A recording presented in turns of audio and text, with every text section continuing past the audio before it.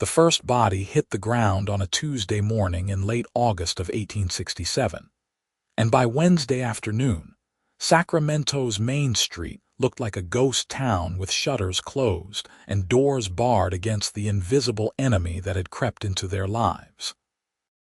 Nora Dalton stood in the doorway of her modest wooden house on the edge of town, watching her neighbor's wife stumble toward the well with fever-bright eyes and trembling hands, and knew with absolute certainty that whatever sickness had arrived would not leave without taking souls with it. She was 22 years old, unmarried by choice rather than circumstance, and had learned everything her grandmother knew about healing before the old woman passed 3 winters ago. The townspeople came to her for poultices and tonics when the circuit doctor was weeks away, though they whispered behind her back about a young woman living alone with nothing but her remedies and her stubborn independence. Nora had never cared much for gossip. She cared about the willow bark she kept dried in her pantry, the yarrow she hung from her rafters, and the feverfew that grew wild near the creek bed 2 miles outside town. But now, watching Mrs. Henderson collapse against the well's stone edge, Nora realized her supplies would not last a week if this fever spread the way she suspected it would. She needed white willow bark, fresh and potent, stripped from the trees that grew thick along the American River's tributaries up in the foothills. She needed more than she could carry alone, and she needed it fast. The problem was simple. Most of the able-bodied men in Sacramento were either sick, tending the sick, or had already fled town with their families, heading for San Francisco or the mining camps where they hoped the fever had not yet reached. The ones who remained were either too old, too young, or too drunk to be of any use. Nora had no horse of her own, just a small cart with one wheel that squeaked and wobbled, and the thought of making multiple trips while people died in their beds made her stomach clench with frustration. She was calculating whether she could manage with just her cart when she heard the sound of hoofbeats coming down the dusty street. A lone rider appeared through the heat shimmer, sitting tall in his saddle despite the oppressive August sun. He wore a dark hat pulled low, leather chaps dusty from travel, and had the easy posture of someone who had spent more days on horseback than on foot. Nora shaded her eyes and watched him approach, noting the way he slowed when he saw Mrs. Henderson slumped by the well. The cowboy dismounted in one fluid motion and went to the woman, his voice too low for Nora to hear from her doorway. She saw him help Mrs. Henderson to her feet, steadying her with one hand while he used the other to draw water from the well. He got her to drink, then looked around as if searching for someone who could take responsibility for the ailing woman. His gaze found Nora's, and even from 30 feet away, she could see the clear gray of his eyes and the question in them. She walked toward them, her skirts kicking up dust. "Bring her to my house," Nora called out. "I have a place she can lie down." The cowboy did not hesitate. He supported Mrs. Henderson with an arm around her shoulders and guided her toward Nora's small porch. Up close, Nora could see he was probably 25 or 26, with sun-darkened skin and dark hair that needed cutting. His face had strong, clean lines, and there was a careful competence in the way he moved that suggested he was used to handling difficult situations without fuss. "Where is her husband?" he asked as they settled Mrs. Henderson onto Nora's spare bed in the small back room. "Dead since yesterday," Nora replied bluntly, already reaching for her water pitcher and a clean cloth. "The fever took him in less than 24 hours. The cowboy's expression tightened, but he did not pull away or show fear. "How many others?" "7 dead, maybe 20 more with fever symptoms. It started 4 days ago." Nora wrung out the cloth and placed it on Mrs. Henderson's burning forehead. The woman's eyes were closed, her breathing rapid and shallow. "It will get worse before it gets better." You are the healer here. I am what they have. Nora looked up at him, really studied him for the first time. He had not flinched at the mention of fever, had not made excuses to leave, and his gray eyes were steady on hers with something that looked like genuine concern. You should ride on if you value your life. This town is not safe right now.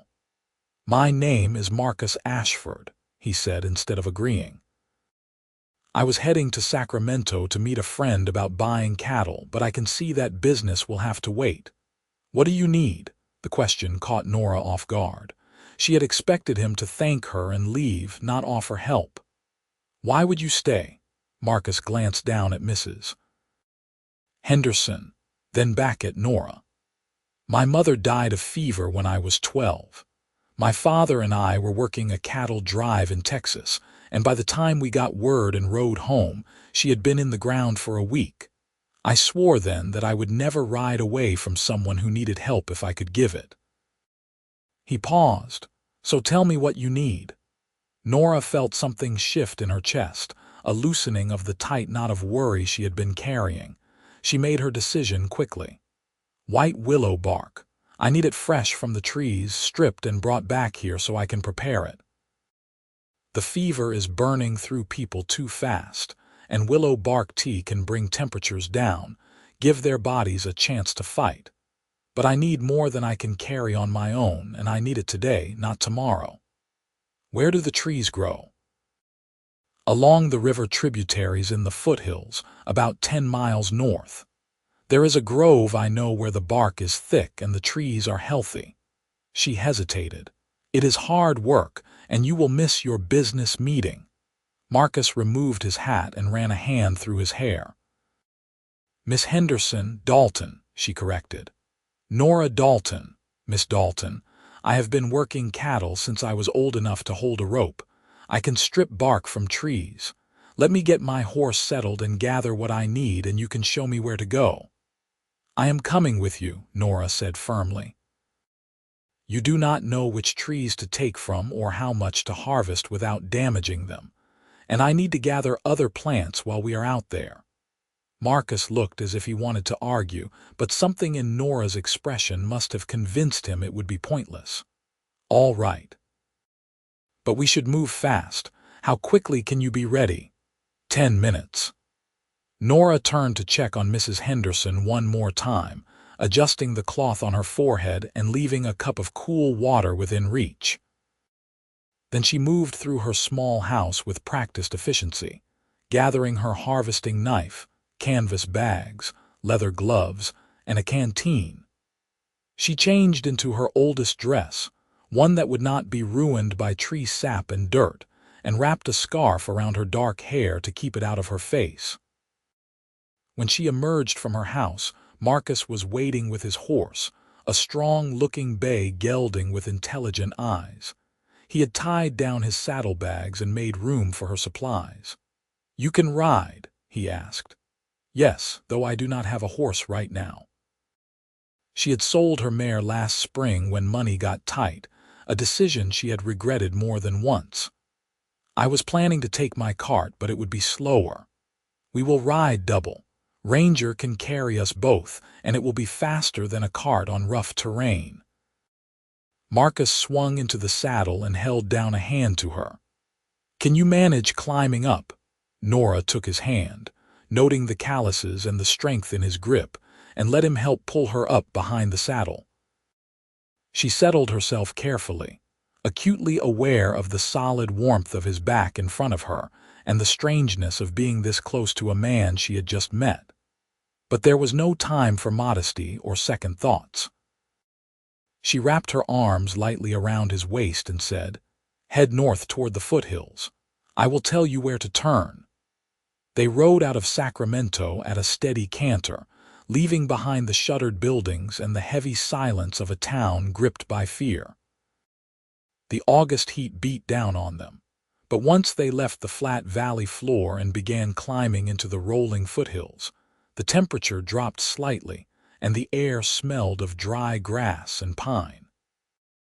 Nora directed Marcus along deer trails and old logging roads she had traveled with her grandmother, grateful for his sure handling of the horse and the way he listened to her instructions without questioning them.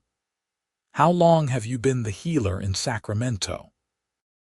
Marcus asked as they rode, his voice carrying back to her over the sound of hoofbeats. 3 years since my grandmother died. Before that, I helped her. She taught me everything she knew about plants and remedies." Nora watched the landscape roll past, looking for familiar landmarks. "People tolerate me because they need me, but they do not trust a woman who lives alone and knows too much about medicine. They think it is unnatural. Seems to me that knowing how to heal people is about as natural as it gets." There was a thread of anger in Marcus's voice that surprised her. "I have met plenty of men who could not doctor a fence post, let alone a person. What does it matter if the healer is a woman or a man as long as the patient lives?" "You would think so," Nora said dryly. "But you are not from Sacramento, so you do not know how things are here. The women think I should be married with children by now.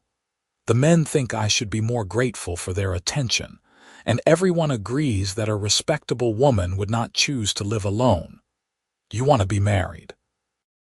The question was bold, maybe too bold for someone she had known less than an hour, but Nora found herself answering honestly.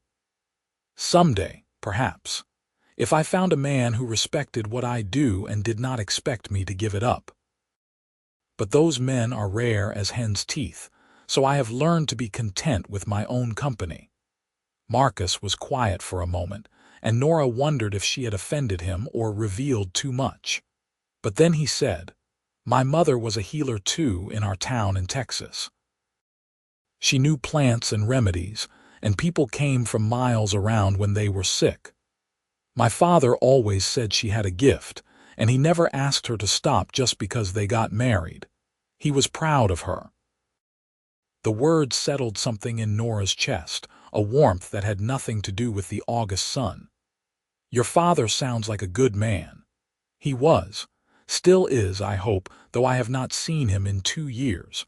We had a disagreement about the ranch, and I left to make my own way. Pride on both sides." Marcus shifted in the saddle. "I keep meaning to write him, tell him I was wrong to leave angry, but time gets away from a person." "You should write him," Nora said softly. "You never know when it will be too late." They rode in comfortable silence after that, following the creek bed up into the hills where oak and willow grew thick. The American river system branched out through this country in dozens of small tributaries, creating pockets of lush growth even in the dry season. Nora had been coming here since she was a girl, learning to identify plants by their leaves and bark, understanding which parts held medicine and which could poison. "There," she said finally, pointing to a grove of white willow trees clustered near a bend in the creek. "Those trees. The bark is best from branches that are 2 to 3 years old, not the oldest growth and not the newest. You want to strip it in sections, not wring the whole branch, or you will kill it." Marcus dismounted and helped Nora down, then studied the trees with the same careful attention he had given everything else. "Show me how you want it done." Nora pulled on her leather gloves and selected a sturdy willow branch about as thick as her wrist.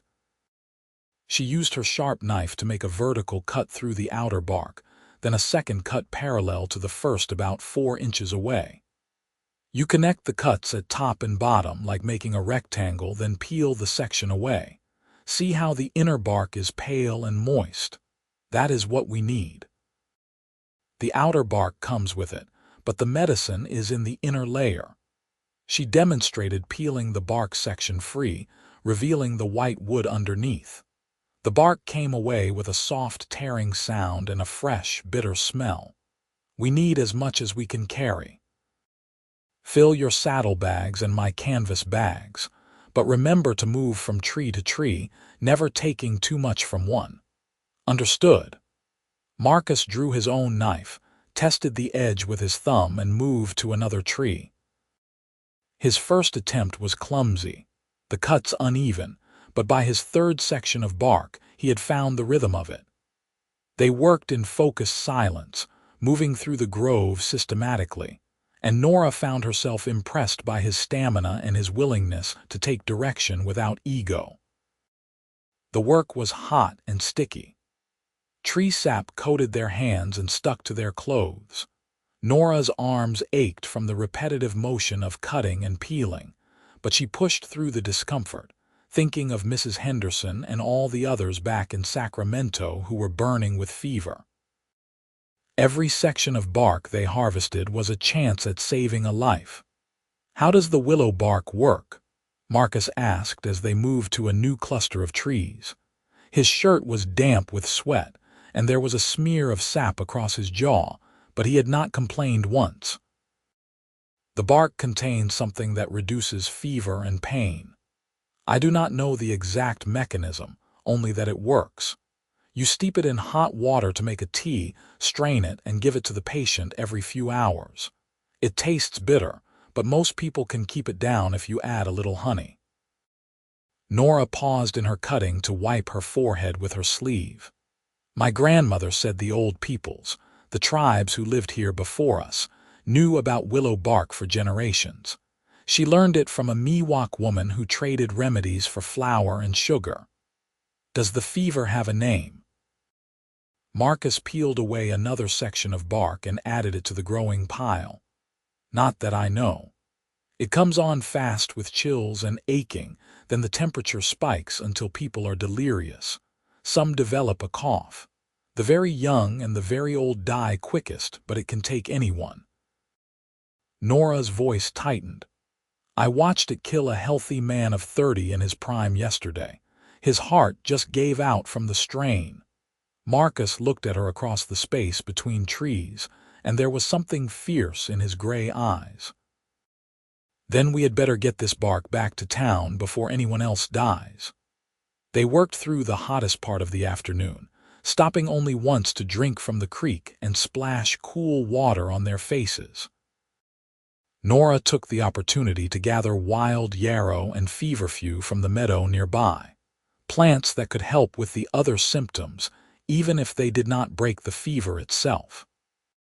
Marcus watched her work with quiet attention, asking questions about how she identified the right plants and what parts she used.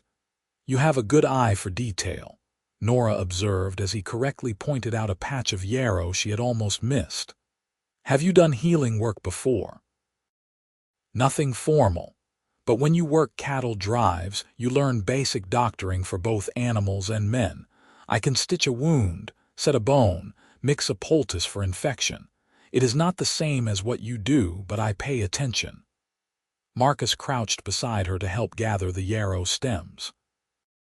"And I remember my mother's lessons, even if I did not understand all of them at the time."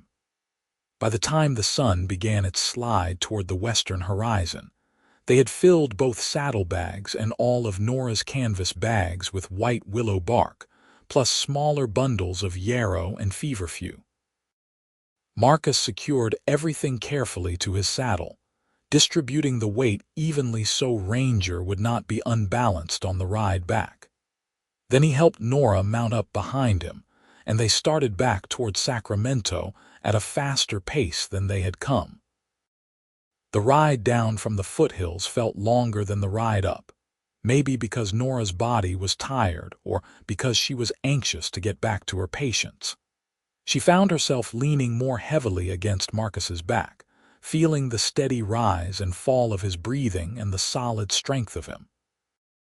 He did not seem to mind, and once when Ranger stumbled slightly on loose rocks, Marcus reached back briefly to steady her with one hand on her arm.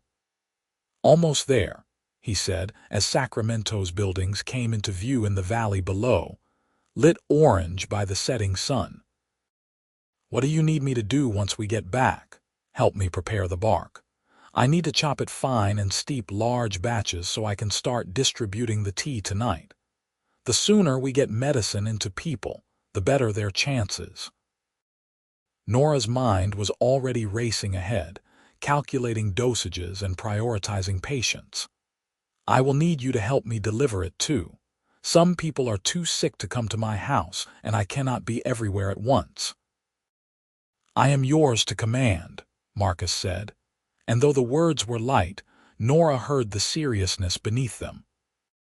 This man who had ridden into Sacramento by chance this morning was now committed to staying and fighting this fever alongside her, and she did not even know where he called home or what his life was like beyond this moment. They rode into town as dusk settled, and the streets were even emptier than they had been that morning. A dog barked somewhere in the distance, and lamplight showed in a few windows, but the usual evening sounds of a frontier town were absent. No music from the saloon, no voices calling greetings, no children playing, just an oppressive, waiting silence. Nora slid down from Ranger as soon as they reached her house and hurried inside to check on Mrs. Henderson. The woman was still alive but deeply unconscious, her skin burning hot to the touch and her breathing labored. Nora's heart sank. They were running out of time. Marcus brought the bark and plants inside and immediately asked what he should do. Nora set him to work chopping the willow bark into small pieces while she got her largest pot boiling on the stove. They fell into an efficient rhythm, Marcus preparing the bark while Nora added it to the boiling water in careful measures, then setting it to steep. The small house filled with the bitter, astringent smell of willow. "How long does it need to steep?" Marcus asked, still chopping steadily. "At least 20 minutes for the first batch, and I will let it go longer for a stronger concentration. We can dilute it when we serve it if needed." Nora strained some of the yarrow and feverfew into a second, smaller pot. "I am going to try to get some tea into Mrs. Henderson now. Can you keep an eye on the willow bark and strain it when it is ready?" "Yes, go." Nora carried a cup of the yarrow tea into the back room and managed to get a few spoonfuls past Mrs. Henderson's lips, though most of it dribbled down her chin.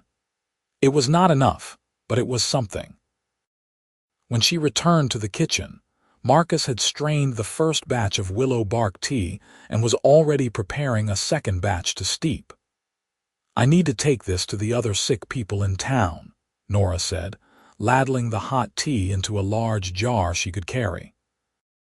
"Do you know how to ride a horse through town while carrying something fragile?" "I do. But I think it would be faster if I go on foot to the close houses and you tell me who needs medicine and how much to give them." Marcus wiped his hands on a rag and looked at her expectantly. "You know these people and their homes. I do not. Use me as your runner." Nora had been operating alone for so long that the idea of having help felt strange and wonderful at the same time. She quickly wrote out a list of names and addresses, along with dosage instructions. "Start with these 5 houses. They are all within a few blocks. Give each person a cup of the tea as hot as they can stand it and tell them to drink it all even though it is bitter. If they cannot keep it down, wait 10 minutes and try again. If they are unconscious, do your best to get even a little past their lips." Marcus took the list and the jar of tea along with several tin cups. "I will be back as soon as I can." He paused at the door and looked back at her. "You should drink something and eat if you have food. You cannot help anyone if you collapse." Then he was gone into the night, and Nora was alone with the sound of water boiling and her own ragged breathing. She realized she had not eaten since breakfast, and her hands were shaking slightly from exhaustion and low blood sugar. She forced herself to eat some bread and cheese, drank a cup of cool water, and then went back to making more medicine. Marcus returned 40 minutes later and reported on each patient. 2 had been able to drink the tea without trouble. 1 had vomited it back up but kept down the second attempt. 1 was unconscious, and Marcus had only managed a few spoonfuls. The 5th, an elderly man named Mr. Pritchard, had died while Marcus was there. His daughter was with him, Marcus said quietly, setting down the empty jar. "She asked if you could come when you have time." She wants to know what to do about the body." Nora closed her eyes briefly, feeling the weight of the loss. Mr. Pritchard had been a kind man who always paid her fairly for remedies and never gossiped. "I will go to her in the morning. Right now, the living need me more." They worked through the night, taking turns running medicine to the sick, while the other prepared more batches of tea and tended to Mrs. Henderson. By midnight, Nora had visited 15 households and Marcus had covered another dozen. The willow bark tea seemed to be helping. Several people reported that their fevers had broken or at least come down to less dangerous levels. But 3 more had died, including a young mother of 2, and Nora felt each loss like a physical blow. Around 2 in the morning, Marcus found Nora sitting on her front steps, staring at nothing. He sat down beside her without speaking, and they shared the silence for a long moment. "I hate this," Nora said finally, her voice rough. "I hate watching people die and knowing there is only so much I can do. I hate that medicine is not magic, that sometimes it is just too late." "You are saving lives," Marcus said firmly. "I saw at least 6 people tonight whose fevers broke because of your tea. That young woman on Pine Street, she told me you are an angel sent by God." The family with the 4 children, they were crying with relief because their little ones were finally sleeping peacefully. "You are doing everything humanly possible. It does not feel like enough. It never does." Marcus leaned back on his hands and looked up at the stars. "When my mother died, I was angry at everyone. Angry at God, angry at the doctor who could not save her, angry at my father for taking me on the cattle drive in the first place. But my father told me something I have never forgotten. He said that we do not get to control death, only how we face it. And the greatest thing we can do is fight for life with everything we have, even when we know we might lose." Nora looked at him, this cowboy who had ridden into town by accident and stayed by choice, who had worked all day and all night without complaint, who had held dying strangers in his arms and comforted their families. "Why are you really still here, Marcus? You do not know me. You do not owe this town anything." He met her gaze, and in the dim light from her doorway his gray eyes were serious. "Maybe I am here because I was supposed to be. Maybe some things are not accidents." He paused.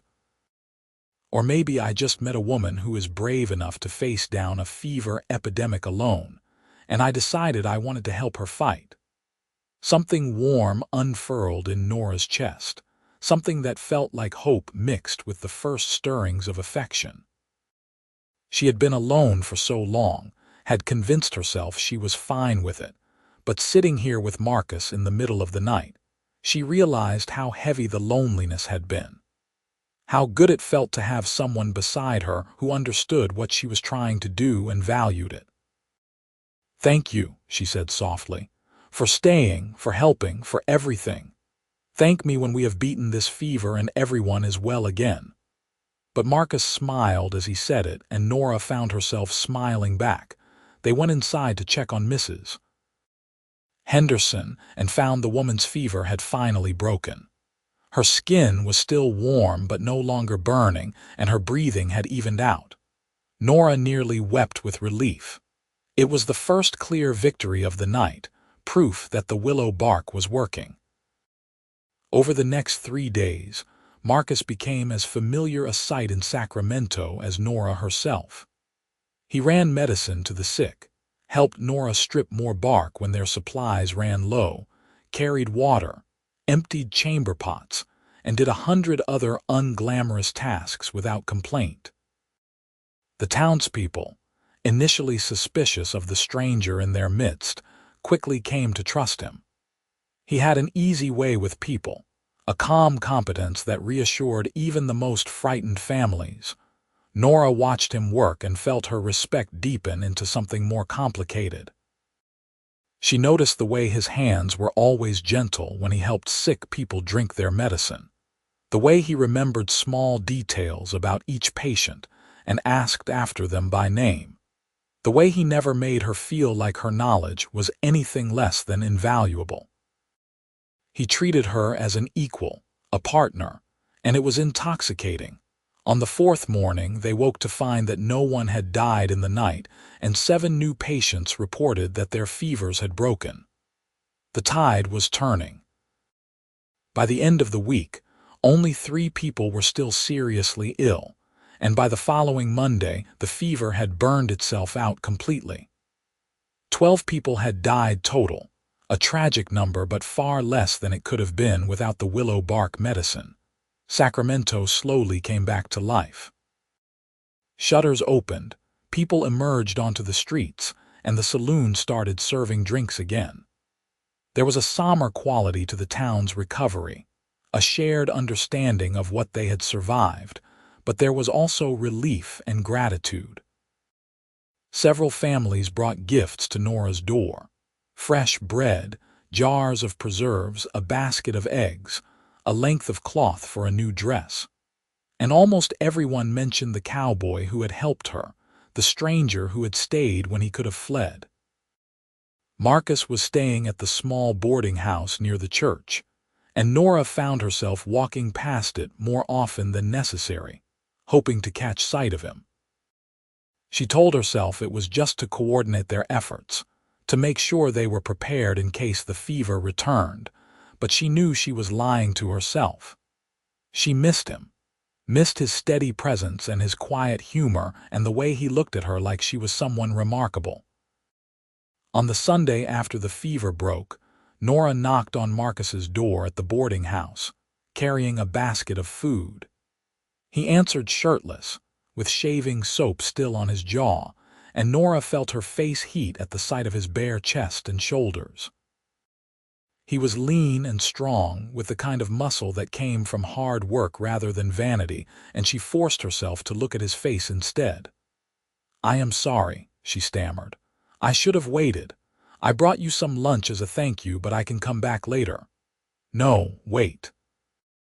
Marcus grabbed a clean shirt from a peg and pulled it on quickly, his ears slightly red. "I was just cleaning up. Come in, please." His room was small but tidy, with his saddlebags packed neatly in one corner and his hat hanging on a hook. There was a book on the bedside table, a leather-bound copy of Shakespeare's plays that looked well read, and Nora felt a little thrill at discovering this detail about him. "You read Shakespeare," she said, setting the basket on his small table. "My mother loved the plays. She used to read them aloud in the evenings when I was a boy." Marcus ran a hand through his damp hair. "I carry that book with me everywhere. It reminds me of her voice." Nora felt something crack open in her chest. "Which play is your favorite?" "Much Ado About Nothing." "I like the way Beatrice and Benedict fight with each other, but you can tell they are really in love underneath all the arguing."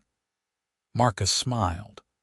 "My mother always said the best relationships are the ones where both people are equals and are not afraid to challenge each other."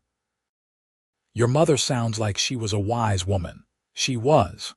Marcus gestured to the basket. "What did you bring? It smells incredible." They sat together and shared the meal Nora had prepared: roasted chicken and fresh bread with butter, along with some of the preserves that had been gifted to her. The conversation flowed easily, touching on books and family, and the small details of their lives. Nora learned that Marcus had spent the past 4 years working as a ranch hand and occasional cattle driver, moving from job to job across California and Nevada. He had been on his way to Sacramento to meet a friend about buying a small herd of cattle and trying his hand at ranching independently. "I wanted to build something of my own," he explained. "I got tired of working other people's land and taking orders. I saved money for 3 years to afford a starter herd, and I have been looking for the right piece of land to lease or buy." "Is your friend still waiting?" Nora asked, suddenly worried that she had kept him from something important. "I sent him a message last week explaining what happened." "He understood. The cattle business will still be there when I am ready." Marcus looked at her seriously. "I do not regret staying, Nora, not for a second." "I am glad you stayed," Nora admitted. "I could not have managed without you." "Yes, you could have. You would have found a way because that is who you are. But I am glad I could help make it easier." He paused. "What will you do now that the fever is over?" "Go back to my regular work, I suppose. People will still need remedies for smaller ailments. And I need to restock my supplies, replace everything we used." Nora traced a pattern on the table with her finger. "What about you? Will you leave soon?" "I have not decided yet." Marcus was watching her with an intensity that made her skin prickle with awareness. "I find I am not in a hurry to move on." The air between them felt charged, heavy with things unsaid. Nora knew she should leave, should not push this into territory that might be dangerous for her heart, but she could not make herself stand up. "Marcus." A knock on the door interrupted whatever she had been about to say. Marcus opened it to find the owner of the boarding house, Mrs. Chen, looking apologetic. "Sorry to disturb you, Mr. Ashford, but there is a man downstairs asking for you. Says his name is Thomas Reed and he is an old friend." "Thomas?" Marcus looked surprised. "Yes, tell him I will be right down." He turned to Nora. "Thomas is the friend I was supposed to meet about the cattle. I was not expecting him to come here." "Go," Nora said quickly, gathering the basket. "I should get back anyway. Thank you for the company." She slipped past him and out the door before he could respond, her heart beating faster than it should. She needed to think, to figure out what she was feeling and whether it was real or just the aftermath of crisis and proximity. She liked Marcus, was attracted to him, but was that enough? And more importantly, what did he feel for her beyond gratitude and respect? That evening, Nora was working in her garden, pulling weeds by the last light of day when Marcus appeared at her gate. He looked troubled, his hat in his hands. "Can I talk to you?" he asked. "Of course." Nora wiped her dirty hands on her apron and stood. "Is everything all right?" Thomas brought good news and bad news. The good news is that he found a piece of land for sale about 15 miles south of here, near the San Joaquin River. 200 acres with water rights and grazing land, going for a fair price. The bad news is that the owner has another buyer interested, and if I want it, I need to make a decision and put down money by the end of the week. Nora's stomach dropped. "That is good news. You should take it. The land is perfect for what I want to do, but it is 15 miles away and I would need to move there to work it properly, build a house, establish the ranch." Marcus stepped closer. "And I find I do not want to leave Sacramento." "Why not?" Nora's voice came out barely above a whisper. "I think you know why." Marcus set his hat on her fence post and reached for her hands, dusty and work-worn as they were. "I came to this town by accident 2 weeks ago, and I found something I was not looking for. Someone I was not looking for. Marcus, let me say this before I lose my nerve." His gray eyes were fierce. "I know we have not known each other long. I know this is fast and maybe crazy, but I have never met anyone like you, Nora. You are brilliant and brave and so damn stubborn, and I have never admired anyone more in my life. When I think about leaving and not seeing you again, it feels wrong. It feels like walking away from something important." Nora's heart was racing so fast she felt dizzy. "I feel the same way. These past 2 weeks, working beside you, I have felt more like myself than I have in years. Like I do not have to hide who I am or apologize for it. You see me, really see me, and you do not ask me to be smaller or quieter or more conventional. I would never ask that." Marcus's hands tightened on hers. "But I do not know what to do about this land. If I pass on it, I might not get another opportunity like this for years. But if I take it, I will be too far away to see you regularly, and I do not want to start something with you just to have distance kill it before it has a chance." Nora's mind raced through possibilities. trying to find a solution. 15 miles was not an impossible distance, but it was not easy either. It would mean hours of travel each way, time that Marcus would need for building his ranch and she would need for her healing work. They would see each other rarely, maybe once a month if they were lucky, and Nora knew from watching her grandmother that relationships could not survive that kind of separation without extraordinary effort. "What if I came with you?"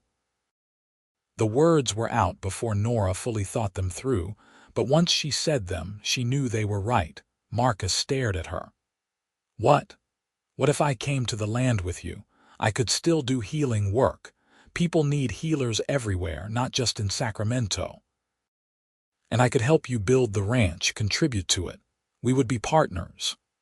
Nora's words tumbled out faster now, her mind racing ahead. "I know it is unconventional. I know people will talk, but I do not care about that, and I do not think you do either. Nora, I cannot ask you to give up your life here. You are not asking. I am offering." She squeezed his hands. "I have been alone in Sacramento for 3 years, and I am tired of it. I am tired of being tolerated but never fully accepted. I am tired of living small to make other people comfortable. You asked me earlier if I wanted to be married someday. The truth is, I did not think I would ever meet someone who would want the real me, all of me, including the parts that are prickly and stubborn and too independent for a proper woman. But then you rode into town and stayed when you could have left, and you worked beside me like an equal, and you looked at me like I was someone worth staying for." "You are worth staying for," Marcus said hoarsely. "You are worth everything. Then take the land, build your ranch, and let me come with you." Nora pulled one hand free and touched his face, feeling the rough stubble on his jaw. "I am not saying we have to get married immediately. I know that is fast even by frontier standards. But we could build something together, see if this feeling between us is real and lasting. And if it is, then someday we can make it official." Marcus turned his face into her palm, his eyes closing briefly. When he opened them again, they were bright with emotion. "Are you sure? I can give you a house and a share of everything I build, but I cannot promise it will be easy. Starting a ranch is hard work, and we would be isolated at first, just the two of us, until we can afford to hire help. I have never been afraid of hard work. And being isolated with you sounds better than being alone in the middle of town." Nora smiled. "Besides, I think we make a good team." "The best team," Marcus agreed. He pulled her close and rested his forehead against hers, and Nora felt the rightness of it settle into her bones. "When should we leave?" "Give me a week to settle my affairs here and pack my supplies.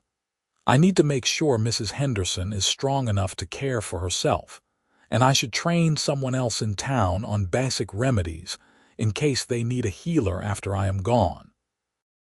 Nora's practical side was already making lists, and you need to finalize the land purchase with Thomas.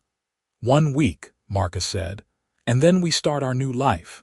He kissed her then, soft and careful like she was something precious. Nora kissed him back and felt the future open up before her, full of possibility and promise. The next week passed in a blur of activity. Marcus rode out to see the land with Thomas and put down the money to secure it. He came back with stories of oak trees and good grazing and a creek that ran year-round, and Nora could hear the excitement in his voice. This land meant something to him, a chance to build the legacy he had been dreaming of, and she was honored that he wanted to share it with her. Nora spent her days preparing for the move. She taught Mrs. Henderson the basics of making willow bark tea and showed her where to find yarrow and feverfew in case the fever returned. She gave away most of her furniture to families who needed it, keeping only what she could transport. She packed her grandmother's remedies and her most precious books and the few pieces of jewelry she owned. Everything else was sold or donated. The townspeople were shocked when they learned she was leaving, and there were plenty of opinions about the propriety of an unmarried woman moving to a ranch with a man she barely knew. But Nora held her head high and ignored the gossip. The people who mattered, the ones whose lives she had saved during the fever, understood and wished her well. On her last night in Sacramento, Mrs. Henderson came to her door with a small package wrapped in cloth. "This was going to be my daughter's," the older woman said, pressing the package into Nora's hands. "But she died in childbirth 5 years ago, and I have been holding on to it ever since. I think you should have it now." Nora unwrapped the cloth to find a beautiful quilt, hand-stitched with intricate patterns in blues and greens. "Mrs. Henderson, I cannot take this. It is too precious. You saved my life, child. You sat by my bed and fought death for me when you could have let me go." "That quilt is a small thank you." Mrs. Henderson's eyes were damp. "And maybe someday, when you have daughters of your own, you can tell them it came from an old woman who loved you." Nora hugged her tightly, blinking back tears. "I will treasure it always." Marcus arrived at dawn the next morning with a wagon he had borrowed from Thomas. They loaded Nora's belongings carefully, making sure her jars of dried herbs and remedies were packed securely. Ranger was tied to the back of the wagon, and Marcus helped Nora up onto the bench seat beside him. As they rolled out of Sacramento, Nora looked back at the small house where she had lived for 3 years, the garden where her grandmother had taught her about plants, the town that had never quite felt like home. She felt a pang of nostalgia, but it was overshadowed by anticipation. She was heading toward something new, something that felt right in a way Sacramento never had. The ride to the land took most of the day. They followed the main road south, then turned off onto smaller trails that wound through oak-studded hills and grasslands. Marcus pointed out landmarks and talked about his plans for the ranch, where he wanted to build the house and the barn, how many cattle he thought the land could support. Nora listened and added her own ideas, already imagining a garden where she could grow medicinal herbs and a small stillroom where she could prepare remedies. When they finally arrived at the property, Nora understood why Marcus had been so excited. The land was beautiful, rolling gently toward the San Joaquin River with groves of oak and willow providing shade. The creek Marcus had mentioned ran clear and strong through the western section, and there was a natural meadow that would be perfect for grazing. The soil looked rich and the air smelled clean and green. "What do you think?" Marcus asked, watching her face anxiously. "I think it is perfect," Nora said honestly. "I can already see it, the house over there on that rise where it will catch the morning sun, the barn near the creek for easy water access. Gardens here, grazing land there. It is going to be wonderful, Marcus." His face split into a grin so wide and genuine that Nora's heart squeezed. He jumped down from the wagon and held up his arms to help her down, and when her feet touched the ground, he spun her around once, laughing.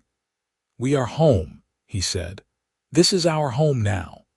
The first weeks on the land were the hardest work Nora had ever done. They lived in a tent while they built a small cabin, working from dawn until dusk to raise walls and frame a roof. Marcus did the heavy carpentry while Nora helped where she could and took care of cooking and other necessities. Her hands developed new calluses, and her muscles ached in places she did not know she had muscles, but there was a satisfaction in the work that she had never felt before. They were building something together, something that belonged to both of them. Marcus consulted her on every decision, from where to place the windows to how to divide the interior space. When Nora suggested building a separate stillroom for her healing work so the smell of herbs would not permeate the living space, Marcus immediately agreed and adjusted the plans to include it. At night, they sat by the fire and talked for hours. Marcus told her stories about his childhood in Texas, about learning to rope cattle and break horses, about the mother he had loved and lost.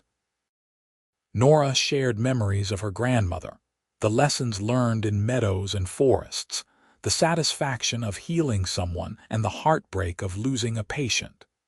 They talked about books and dreams and the small details of daily life, learning each other in layers. Sometimes Marcus would pull out his battered copy of Shakespeare and read aloud, his voice steady in the darkness, and Nora would close her eyes and feel utterly content. Other times they would sit in comfortable silence, watching the stars and listening to the night sounds of their new home. They slept separately, Marcus in the tent and Nora in the back of the wagon, maintaining propriety even though there was no one around to judge them. But there was a growing tension between them, a pull that got stronger every day. Nora would catch Marcus watching her with heat in his eyes, or their hands would brush while working and the contact would linger too long. She wanted him, wanted to close the distance between them, but she also wanted to be sure. Wanted to know that what they had was built on more than just attraction and circumstance. One evening in late September, they finished the roof on the cabin. It was a small victory, but a significant one. They had a structure that was weatherproof and solid, with a door that closed and windows that let in light. There was still much work to do on the interior, but it was undeniably a house now, their house. Marcus insisted on carrying Nora over the threshold, even though they were not married, and she laughed as he swept her up in his arms and stepped through the doorway. "Welcome home, Miss Dalton," he said, setting her carefully on her feet in the middle of the empty main room. "It is beautiful," Nora said, turning slowly to take it all in. The space smelled like fresh cut wood and possibility. "We did this, Marcus. We actually did this. We make a hell of a team." Marcus was standing close behind her, close enough that she could feel the warmth of him. "Nora, I need to tell you something." She turned to face him. "What is it?" "I love you." The words came out simple and sure. "I know it has only been a month since we met, and I know you might think it is too soon to know for certain, but I am certain. I love you. I love your strength and your intelligence and the way you never give up even when things are impossible.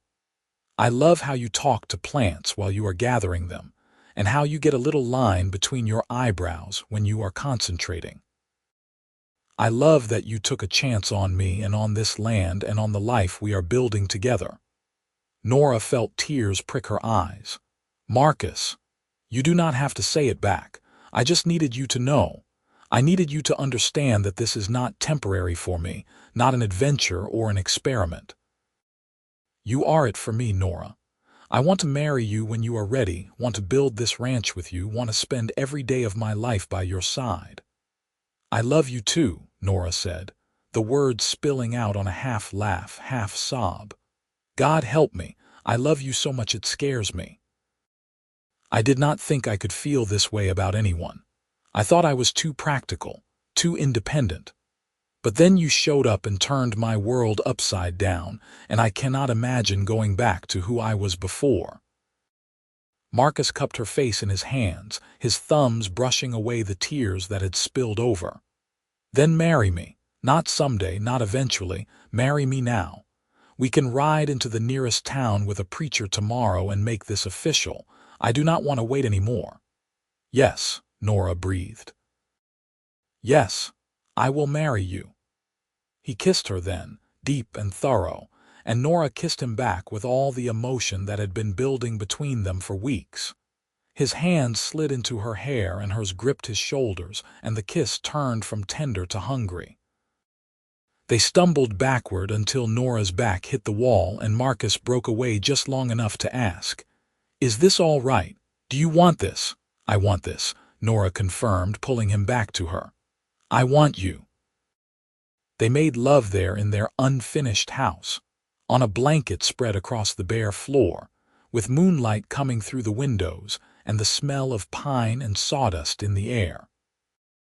It was clumsy and sweet and absolutely perfect, and afterward, Nora lay in Marcus's arms and felt more at peace than she had ever been in her life. "I cannot believe you are going to be my wife," Marcus murmured against her hair. "I cannot believe I am going to be someone's wife," Nora replied.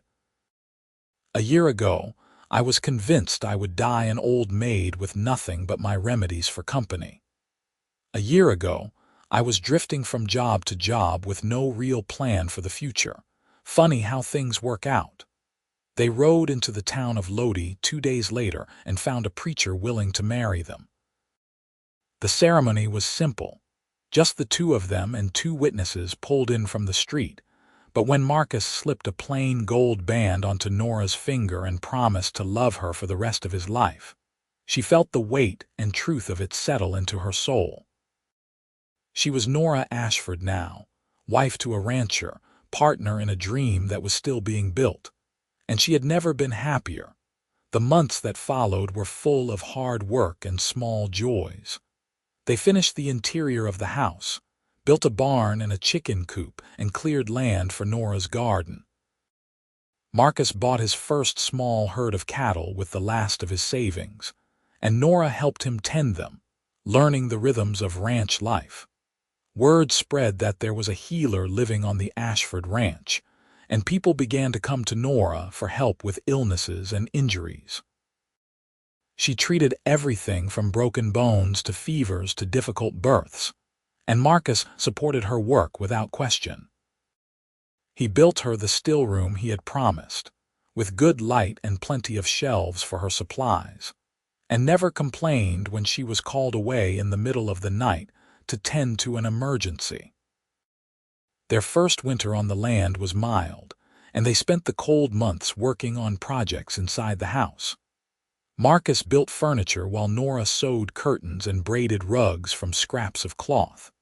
They read Shakespeare aloud by the fire and made love in their warm bed and planned for the future. In early spring, Nora realized she was pregnant. She had suspected for a few weeks, but had wanted to be certain before she told Marcus. When she finally shared the news over breakfast one morning, his face went through such a rapid series of emotions that she almost laughed. "A baby," he said faintly. "We are having a baby in about 6 months, yes." Nora watched him nervously. They had not explicitly discussed children, though she had assumed they both wanted them eventually. "Are you happy?" "Happy?" Marcus stood up so fast his chair tipped over backward. He came around the table and pulled Nora to her feet, holding her like she was made of glass. "I am terrified and thrilled and so damn happy I could burst. A baby, Nora. We are going to have a baby." He kissed her thoroughly, then dropped to his knees and pressed his ear against her still flat stomach, as if he could hear the tiny life growing there. Nora ran her fingers through his hair and felt love swell so large in her chest that it hurt. "You are going to be an incredible father," she said softly. "I am going to try my best." Marcus looked up at her, his gray eyes bright. "I want to do everything right, give our child the kind of childhood I had before my mother died. Love and stability and a home they never have to doubt." "We will do it together," Nora assured him. "Everything together." The baby, a son they named Matthew, was born in October during the first cold snap of autumn. The birth was long and difficult, and there were moments when Nora was frightened, but Marcus stayed by her side the entire time, holding her hand and whispering encouragement. When Matthew finally arrived, squalling and red-faced and perfect, Marcus cried as he held his son for the first time. "He looks like you," Nora said tiredly, watching her husband cradle the tiny bundle with infinite care. "He has your nose," Marcus countered, "and I bet he will have your stubborn streak too." Matthew did indeed prove to be stubborn, along with curious and energetic and fearless. He kept them both busy and exhausted and more in love than ever. Nora marveled at how naturally Marcus took to fatherhood, how he could soothe the baby when she was at her wit's end, how he never complained about sleepless nights or the extra work. When Matthew was 6 months old, Marcus rode into Sacramento to handle some business and came back with news that made Nora's heart clench. "I saw Mrs. Henderson while I was there. She asked about you, wanted me to tell you that everyone is well and the town has a new doctor now, a young man from San Francisco. She also said to tell you that people talk about you still, about the woman who saved them from the fever. I hope they remember that you saved them too," Nora said. Mrs. Henderson made sure to mention it. She told everyone within earshot that we were a team. Marcus pulled Nora close, baby Matthew between them making sleepy noises. "She said to tell you that she uses your quilt every night and thinks of you as the daughter she lost." Nora felt tears sting her eyes. "I should visit her soon. We will go together when Matthew is a little older. Take a family trip to Sacramento, show off our son, let them see how well you are doing." They did make that trip eventually, when Matthew was 2 years old and Nora was pregnant with their second child. Sacramento had changed, grown larger and more prosperous, but Mrs. Henderson was still there, older and slower but still sharp as a tack. She wept when she saw Nora and fussed over Matthew and insisted they stay for dinner. Other people Nora had treated during the fever came to visit, bringing gifts and gratitude. The new doctor, a serious young man named Dr. Pierce, sought her out and asked detailed questions about her treatment methods, treating her knowledge with respect rather than skepticism. It was validating in a way Nora had not expected, proof that her work had mattered and continued to matter. On the ride back to the ranch, with Matthew sleeping in Nora's lap and one hand resting on her swelling belly, Marcus said, "Do you ever regret leaving Sacramento? Wish you had stayed and built a practice there?" "Never," Nora answered immediately. "Sacramento was never home. This is home, the ranch and you and our family. I would not trade what we have for anything." Their second child, a daughter they named Grace, was born in the spring of 1870. She was easier than Matthew had been, a calm baby who rarely fussed and seemed content to observe the world with wide, curious eyes. Marcus doted on her shamelessly, and Nora teased him about being wrapped around their daughter's tiny finger. The ranch grew and prospered. They expanded the herd, bought more land, hired a few ranch hands to help with the work. Nora's healing practice grew too, and she gained a reputation throughout the region as someone who could treat ailments that other doctors gave up on. She taught Marcus more about healing, and he became skilled enough to handle basic injuries and illnesses when she was not available. They weathered droughts and hard winters, cattle losses and crop failures, but they weathered them together. Every challenge made them stronger as a couple, more certain of the partnership they had built. Nora never took for granted the life she had, this beautiful thing that had started with a fever epidemic and a cowboy who stayed when he could have left. When Matthew was 8 and Grace was 5, Nora became pregnant again. This pregnancy was harder than the first two, and she was often tired and sick. Marcus worried constantly, but Nora assured him she was fine, that this was just how her body was handling the third child. The baby, another son they named James, arrived in December of 1873 during a cold snap that froze the creek solid. His birth was fast and uncomplicated, and he entered the world with a loud cry and a shock of dark hair. Marcus held him and looked at Nora with such love and awe that she felt her heart might burst. "3 children," he said wonderingly. "We have 3 incredible children, and I have the most amazing wife in the world. How did I get so lucky?" "We both got lucky," Nora corrected.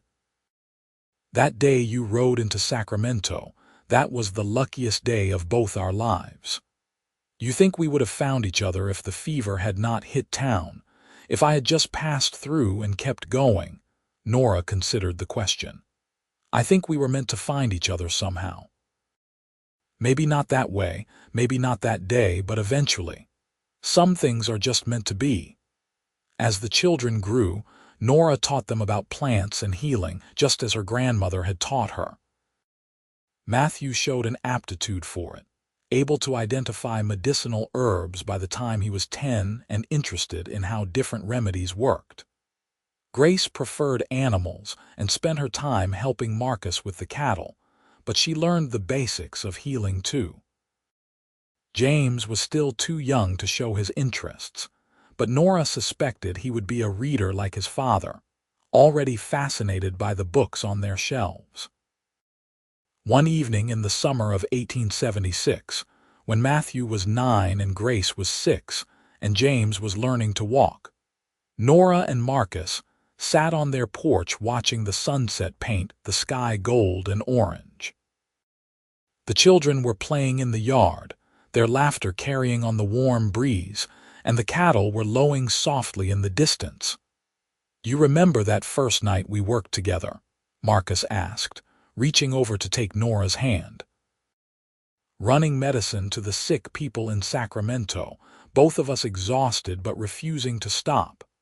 I remember thinking you were the most determined person I had ever met," Nora said, "and the kindest. You could have left at any point, but you stayed. I stayed because of you. Because even in the middle of that crisis, watching you work and fight and refuse to give up, I was falling in love with you." Marcus lifted her hand and kissed her knuckles. "Best decision I ever made. We have had a good life, have we not?" Nora leaned her head on his shoulder. "A really good life.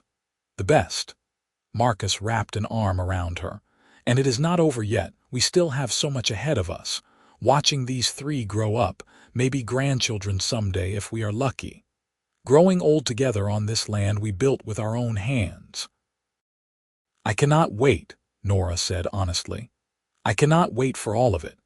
They sat in comfortable silence, watching their children play as the sun set on another beautiful day. Nora thought about the woman she had been 9 years ago, alone in Sacramento, and resigned to a solitary life. She thought about the fever that had nearly destroyed the town and the cowboy who had arrived by chance and stayed by choice. She thought about how one moment, one decision, could change the entire trajectory of a life.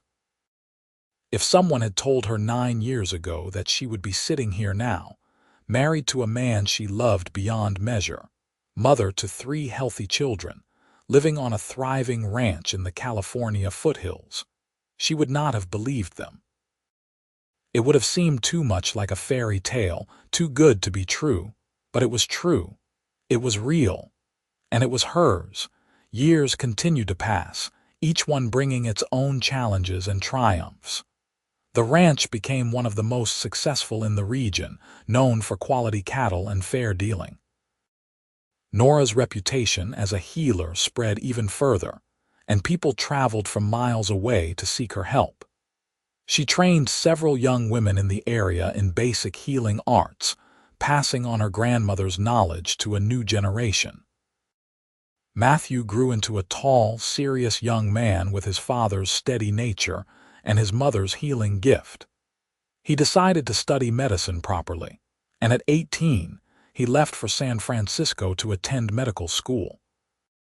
It was hard to let him go, but Nora was proud of his ambition and knew he would make an excellent doctor.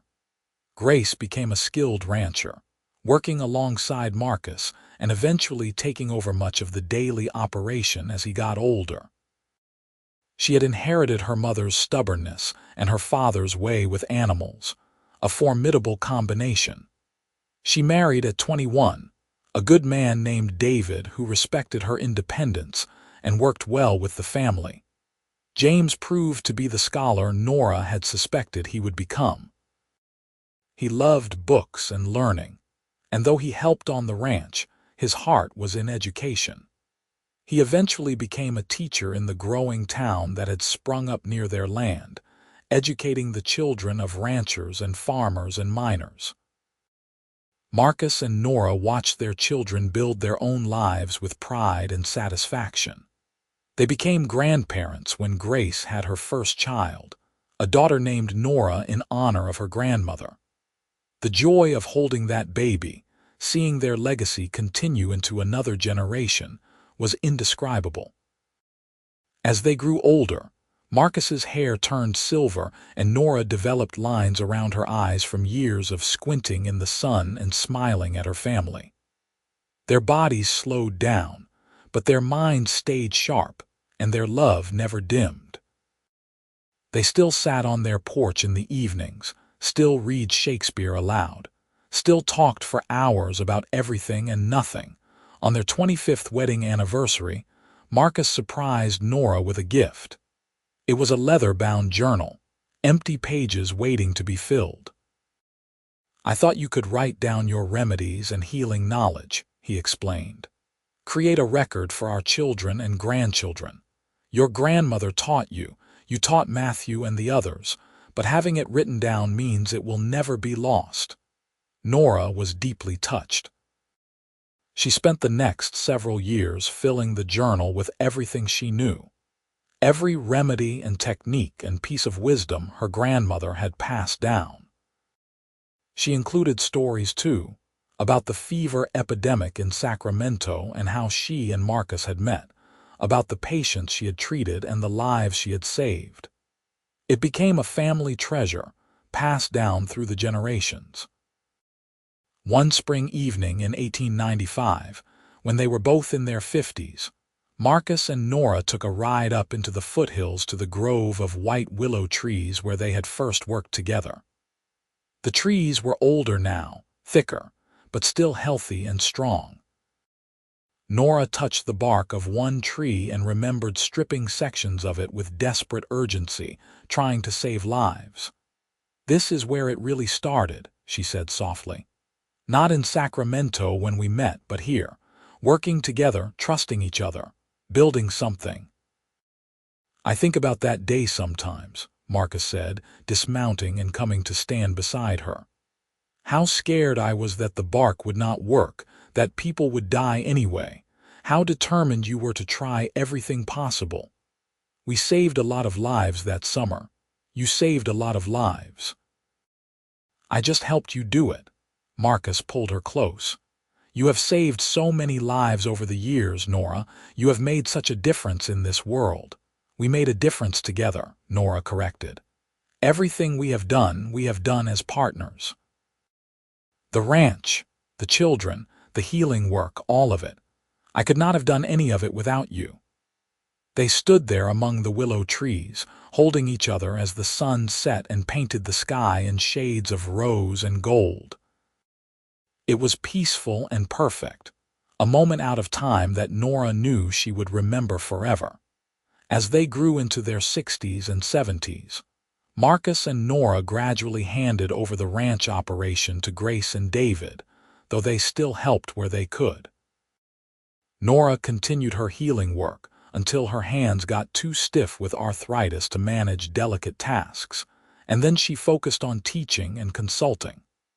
Marcus spent his days working with the horses he loved and playing with an ever-growing collection of grandchildren. They celebrated 50 years of marriage surrounded by family, 4 children and their spouses, 12 grandchildren, and even 2 great-grandchildren. The party was held at the ranch, and people came from all over the region to honor the couple who had become something of a legend in the area. Matthew gave a toast, speaking about his parents' love and partnership, and how they had taught him what a good marriage should look like. Grace cried as she thanked them for building a legacy that would last for generations. James read a passage from Much Ado About Nothing, his father's favorite play, and everyone laughed at the clever wordplay. But the moment Nora remembered most clearly was at the end of the night, when the guests had left and the children had taken the grandchildren home, and it was just her and Marcus sitting on their porch in the darkness, listening to the familiar sounds of the ranch settling down for the night. 50 years, Marcus said, his hand finding hers in the dark, Half a century with you and it still does not feel like enough time." "We have been blessed," Nora replied, her voice thick with emotion. "So incredibly blessed. I would do it all again, every moment, every choice. The fever, the hard work, the struggles, all of it, because it led me to you and to this life we built together." "Me too," Nora whispered. "I would not change a single thing." They sat there in the darkness, two people who had found each other by chance and stayed together by choice, who had built a life and a family and a legacy that would outlast them both. The ranch around them was quiet, the cattle sleeping in the fields, the creek running soft and steady, the willow trees standing tall in the moonlight. Nora thought about the scared, lonely woman she had been at 22, stripping bark from trees in a desperate attempt to save her town from a fever epidemic.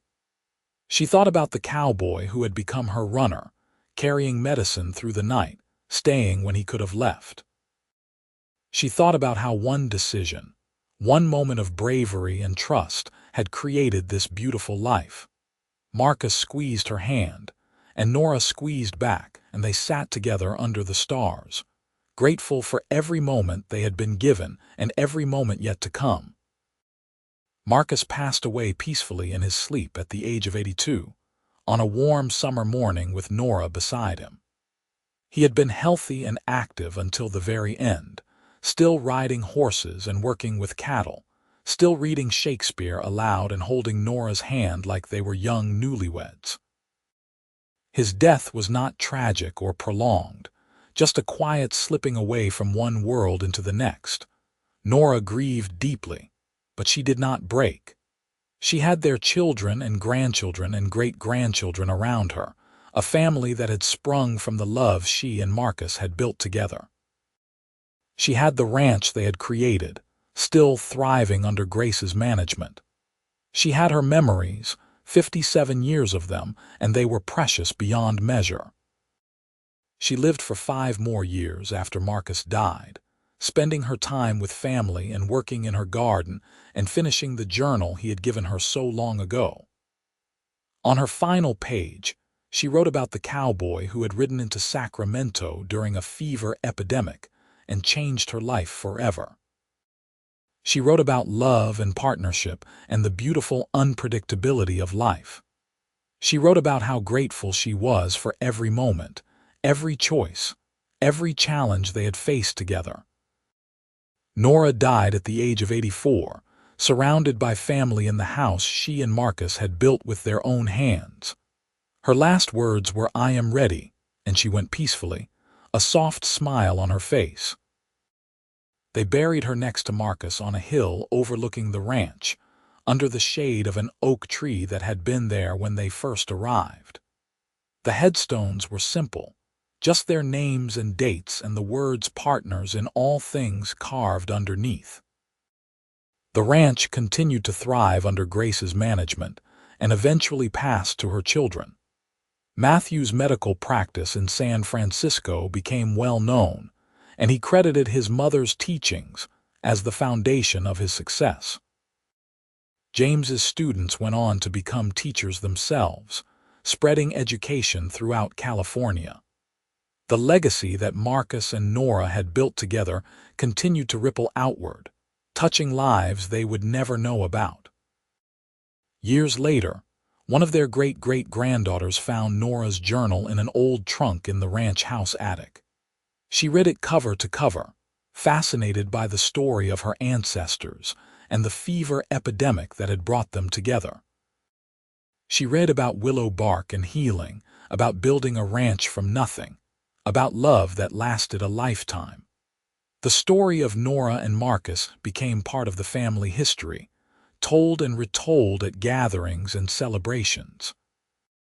The ranch became a landmark in the region, known as the Ashford Place, built by the healer and the cowboy who had saved Sacramento from a fever epidemic. And the white willow trees in the foothills continued to grow, their bark holding the same medicine Nora had once harvested so desperately. They stood as silent witnesses to a love story that had started with sickness and a stranger's kindness, and had grown into something legendary. In the end, it was not the fever or the ranch or even the children and grandchildren that defined Nora and Marcus's story. It was the choice they made to face life together, to be partners in all things, to build something beautiful out of crisis and chance. It was the love that sustained them through every challenge and celebrated every triumph. It was the legacy of a life well lived and a love well earned. Their story became a reminder that sometimes the best things in life come from the most unexpected places, that one moment of courage or kindness can change everything, and that true partnership is worth fighting for. It became a testament to the power of love and the beauty of a life built on mutual respect and shared dreams. The ranch still stands today, owned by the seventh generation of Ashfords, and visitors sometimes ask about the graves on the hill under the oak tree. The family tells the story of Nora and Marcus, the healer and the cowboy, who met during a fever epidemic in 1867 and built a love that lasted a lifetime. They tell about the willow bark and the partnership and the life they created together from nothing but hard work and devotion. And every time the story is told, it reminds people that love is not just about grand gestures or perfect moments. It is about showing up when things are hard, about working side by side through challenges, about choosing each other every single day. It is about being partners in all things, from stripping bark to save lives to building a ranch, to raising children, to growing old together. That is the legacy Nora and Marcus left behind. A story of love that started in the wild west of California and echoed through generations. A reminder that the best love stories are the ones built on friendship and respect, and the willingness to face life as a team.